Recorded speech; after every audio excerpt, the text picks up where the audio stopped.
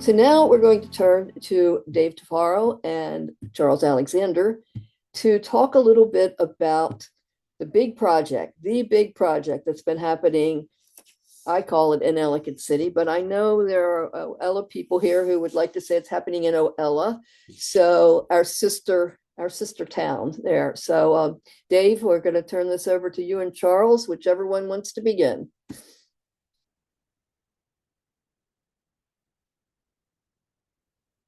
You have to unmute Dave.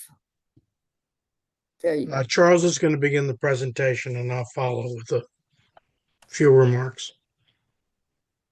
Okay, can everyone see the screen? I want to try and. Is everyone Yes. seeing the Yes. slide? I am, yes. Okay, great. So this is an exciting project, and as we've been working around it, we've found various stones and other things that take us right back to why Ellicott City exists. This sort of famous painting represents, kind of our site, as well as views back towards Ellicott City. The mill, which is what brought the Ellicott brothers here, still sits on the same property. So we feel like we're on a very important piece of the land. Here's an old 1860 map, Howard House right here. But anyway, we're located along the mill. You can see here labeled the Patso flour mills. And again, this is the site that is developed over time.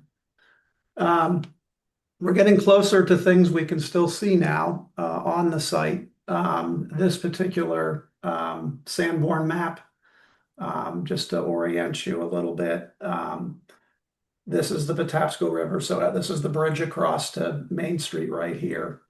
So you're beginning to see the mill begin to emerge. The oldest part of the site is sort of the remnants of this part of the mill. This at one point was converted when they went from water power to steam power. Boilers were located in this building.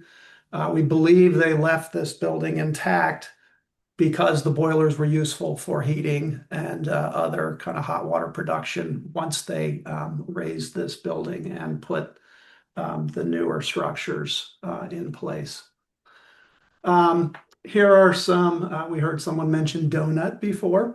So there have been a lot of uses for this mill. It basically happened in two phases. Here you see a rendering that should be pretty familiar to what's still there. And once this was completed, almost immediately they tore down the rest of the mill and built the addition.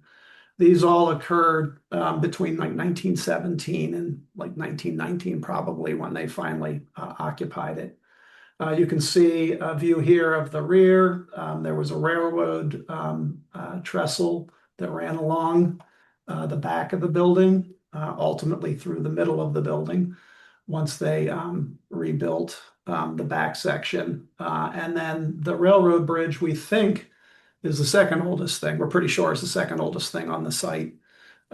Beautiful metal structure that's still obviously standing now.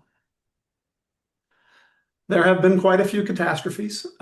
Here are some images in the valley of that area. This is, if you go back to that original painting, you'll recognize the mill.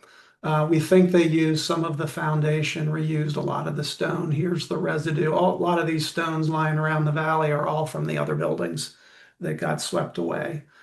There was an enormous fire that took place when the donut factory was occupying the building. Completely burned to the ground, everything on the backside, heavily scarred the back of the building. The good news is it's a concrete structure. So they basically came in and sort of stuccoed this backside, replaced all the windows, and they built the newest structure, which was this one you see over here to the left side. which was used for warehouse on the first 2 floors, and then office space on about half of the 3rd floor.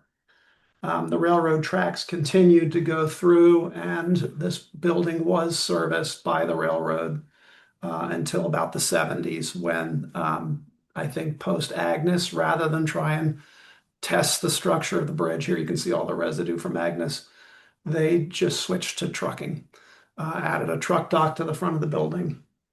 I think another thing that's very interesting is Frederick Road used to run literally right along the face of the building.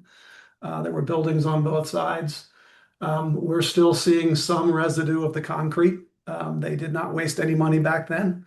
About a foot thick of concrete where the original Route 40 ran through the site. So this is the state that the building was in once Wilkins Rogers pulled out of the building. For years and years and years, they had been pulling windows, putting them back in order to add and subtract equipment. Here's the loading dock that was added all across the first 2 floors on the south side of the building. They stuccoed over all the stone of the original boiler building. And essentially, concrete was allowed to decay. Here they removed the cornice along this side once it had decayed enough to collapse. And generally speaking, a lot of just, kind of really poorly maintained concrete or just sort of patched together concrete over time. This is a historic tax credit project. We have both Maryland state as well as federal tax credits. So with them come very strict rules relative to restoration. We've been through a very long process of mock-ups, approvals for window replacements, concrete repair, brick repair, all of those kinds of pieces that are so important to preserving these kinds of buildings. And then on top of that, obviously, reviewing and thinking through how to repurchase a building like this. The interiors, were generally pretty clean with the exception of a lot of equipment in them. Many floors had been, as they consolidated and became more mechanized, were used more for storage than for anything else.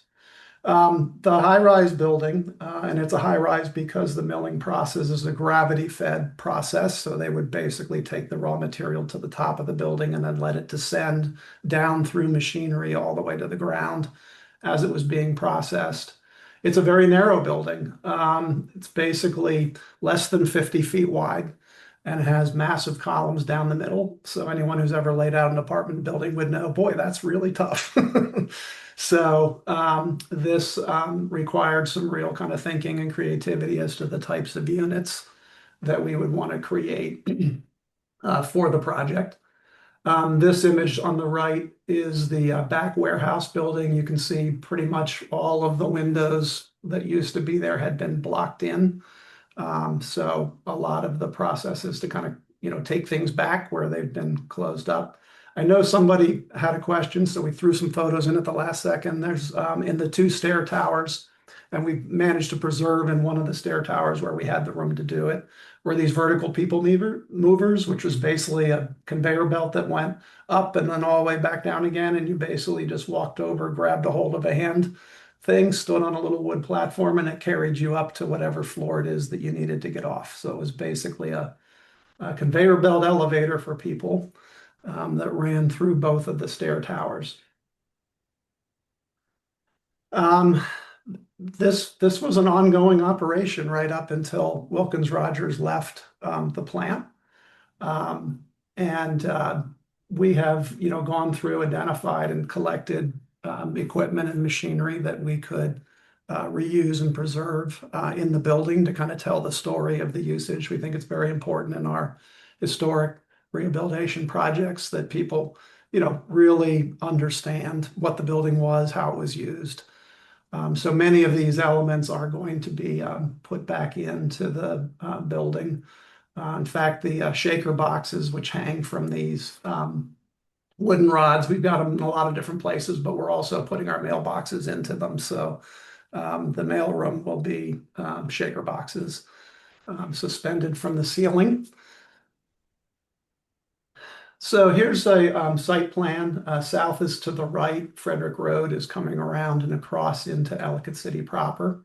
Here you can see the bridge and the fact that it is sort of a front and a back building.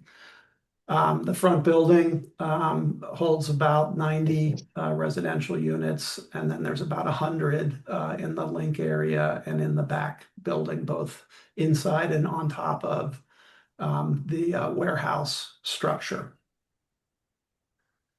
The whole first floor, due to the floodplain, is basically what we call dry flood proof. So we use aquarium glass in all of the windows. All the doors are flood doors. And then none of the occupancies on the lower level have to, are residential. Essentially, they're all daytime activities, restaurant, retail, historic displays, and the residential lobby, bike rooms, sort of support spaces. So that's what occurs on the first floor. Pretty much, well, not pretty much, the whole building is essentially just reusing the footprint that's there. This is our most populated floor. So this is the second floor of the building. There's a series of structures within the warehouse building on the back. You see kind of upper lobby. The main lobby has these beautiful tall space underneath all the silos. We actually cut holes in the silos doing glass skylights. So when you come in, you'll be able to look 70 feet straight up in the silos. But here you're seeing sort of a typical floor plan with different kinds of unit types in them. And then as you get up to the top of the building, things change radically, where you get a much narrow building. In this case, you have a single loaded corridor for most of the building until you get down to the south end when we have these really nice larger units that look down the valley. Here's just some little bird's eyes of some of the unit types. These are kind of this is a 1-bedroom den style unit. This is on the riverside. Here you have one of those units located down at the south end. This is a 2-bedroom unit. The glass is pretty spectacular. So you get these big wraparound factory windows. And then some of our smaller units. This is in the warehouse building. We were able to squeeze a bed loft into those units. You get a beautiful, kind of 2-story living, dining, looking out over the river. This is a smaller, just a studio style unit, also in the warehouse building. Here are just some images. So there's a very kind of dynamic public space that occupies the center between the buildings leading out to the trestle. It is now framed and in place, but there is a swimming pool that goes out onto the bridge with a vanishing edge, allowing swimming looking out over the Patapsco River. Right at the end of the building. And there's also the old transformer platform, which is located adjacent to the restaurant, allows for outdoor dining, literally cantilevered over the river. It's pretty spectacular, looking down between the trestle bridge. So things are moving very rapidly. For those who have driven by it, you've seen that most of our windows are in now. Here are some quick peekaboos, various floors. We're beginning to get painting done with most of the windows installed. Here you are up on the 7th floor with some of the kind of really tall windows. Here's from one of the beds looking out at one of the lofted units. And then here's a mock-up where we're starting to look at interior finishes and how we put it all together. And then here is a fairly recent exterior. We actually have all these windows in now on the 8th floor. We're just down to some of the unique pop-up areas. You can see here also the plaster has been removed and we've repointed the granite of the old boiler building down on the left side. It's really starting to come together. Here you can see the concrete has been restored. Here's an area that hasn't been refinished yet, but if you remember before some of those earlier photos, pieces falling off the building everywhere, this has all been completely restored and preserved for a long time into the future. And this view was actually taken the other day from the swimming pool, showing the proximity of the pool. Here's the concrete platform that will eventually be part of the restaurant. David, I don't know if you wanted to jump in a little bit on the challenges. Yes. Well, I just first of all like to say that I've been involved with historic preservation for a full 50 years, starting with the Fava Fruit Building, which we tried to save in downtown Baltimore, the United Mine Workers Building in downtown DC, and Montgomery Park, which was mentioned. So I got involved with this project because Charles and I had worked on two projects together, Mill number one that was mentioned, and Whitehall Mill upstream, two of the uh, mill projects along the Jones Falls in Baltimore. Um, so I would go to Charles' office driving from Baltimore City, and Charles said, "Well, we ought to keep our eye on this Wilkins Rogers project." And in late 2019, just before COVID, Wilkins Rogers announced they were going to market the property and retained a broker. And we got a couple. So I immediately pulled, the team together, called Charles up, and we got a couple tours. And Charles had been in there previously on visits, and we worked on the product and were awarded the project in the summer of 2020. So in the middle of COVID, but you couldn't miss this project as you're coming down Frederick Road from Catonsville towards the bridge. It just was looming up there, and it was in use. It was fully in use till early 2020, 6 years ago, as an active flour mill. You probably recognize some of the brands, including what's the cornmeal brand, the Indian Head brand, I think it's called, with the yellowish bag. Um, so the one of the questions that occurred to me, why would you build this building in 1916 in the 100-year floodplain? The mills were originally done, and of course the Ellicott brothers opened their mill in 1774 to use the water power. But you weren't going to use the water power in 1916. And it finally occurred to me, where the Ellicott brothers, when the B&O Railroad came out to Ellicott City as the first railroad in America, they worked out a deal with the B&O to have a spur come across the Patapsco River from the Howard County side to the Oella side. And from the pictures you saw from Charles, you can see that this building that you're looking at in this picture was built right adjacent to the tracks, parallel to the tracks. And then the later building at the back on the riverside. So the tracks essentially came into the building just like they did in Montgomery Park, which was a spur off of the same B&O Railroad that served that building when that opened in 1925. So in naming the project, it seemed obvious I wanted something connected with the history of the original mill building, and that's how we came up with Ellicott Mill. Now, the two projects along the Jones Falls are in the floodplain as well. And it's like anything, when you're used to doing these things, you lose the fear of them. And the other thing is the watershed for the Patapsco River is very different from the Ellicott City watershed, as some of you may know. So the Patapsco, so when it floods in Ellicott City, it doesn't mean it necessarily floods in at the building across the river. But of course, they built it with poured-in-place concrete. So both with the fires that occurred when it was a donut machine factory and in the um, the the flood in 1972, of Agnes. the Agnes flood, there was no real damage to the building.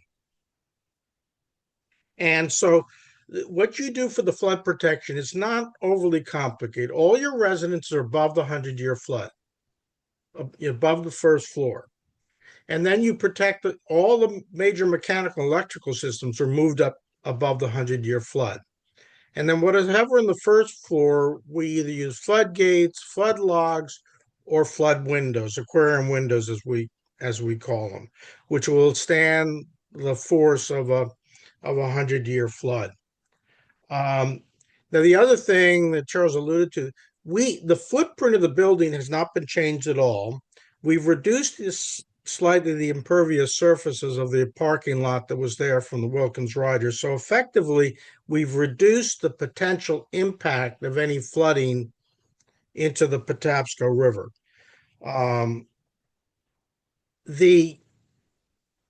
We've had wonderful community support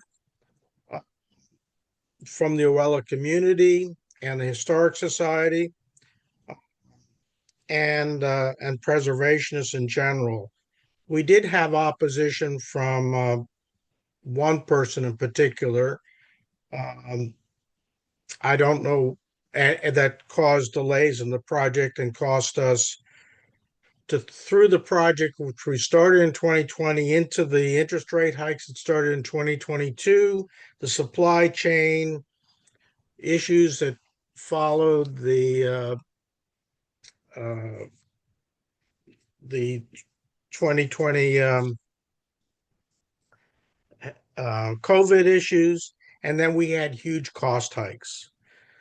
We kind of put the project on hold in 2023, 24, tried to look for financing. There wasn't much financing. Charles went through a very detailed unit by unit project, essentially redesign within the envelope of the building to make it more efficient and to create better units. We got the project underway before we had our financing in place.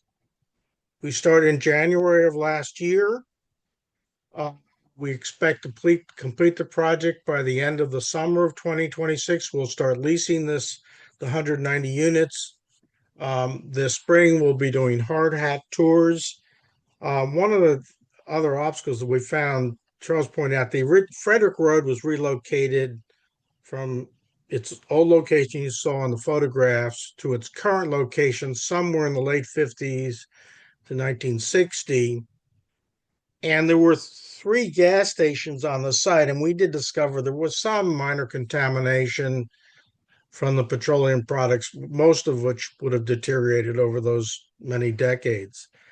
To get us through the original design and the delays, part of what my success has been is assembling competent people that I've worked with that I have confidence in, and we know how to work together. And Charles Alexander's team at Alexander Design Studio, as you know, located on the Main Street. Vicki Vaughn, who's been with me on my financing of my projects from Montgomery Park 25 years ago through my mill projects to this one. Ian Barnes, who has extensive historic experience as my construction consultant.